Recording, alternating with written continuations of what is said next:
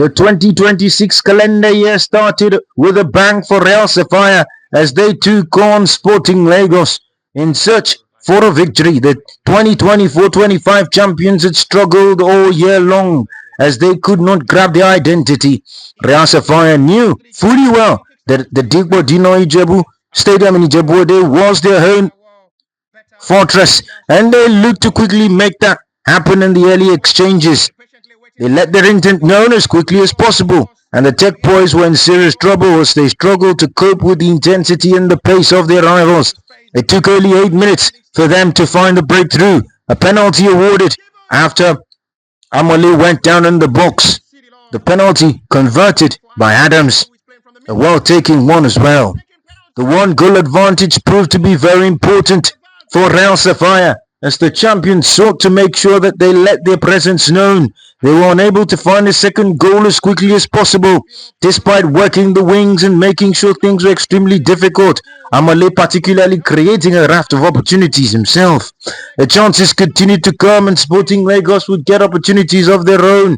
This time, unable to convert and turn things around. Both teams continued to create the chances, but they were unable to convert it into goals. And at the break, it was one goal advantage for Real Sapphire. Sporting would almost make it 1-1, but they were unable to capitalize on the effort that came their way. And soon, it would be 2-0. Real Sapphire putting themselves in a dangerous position to take the lead. Ilesami particularly was a man who was cooking in this fixture as he drove straight at the heart of Sporting Lagos' defense time and again. The chances continue to come for Real Sapphire, and for Sporting Lagos, they would have opportunities of their own as well. A well-hit free kick almost caught the goalkeeper napping, but he parried away. However, a defensive error would prove extremely costly. Almost it would, as Xavier was unable to convert. However, the man would get his goal shortly after. This time, heading home after defensive effort proved not so valiant to make it 2-0.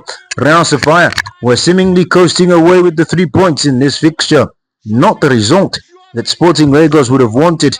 The 2-goal advantage proved to be very crucial, and Sporting would come out of blocks looking to get a consolation quickly, or put themselves in a position to get back in the game, and score they would.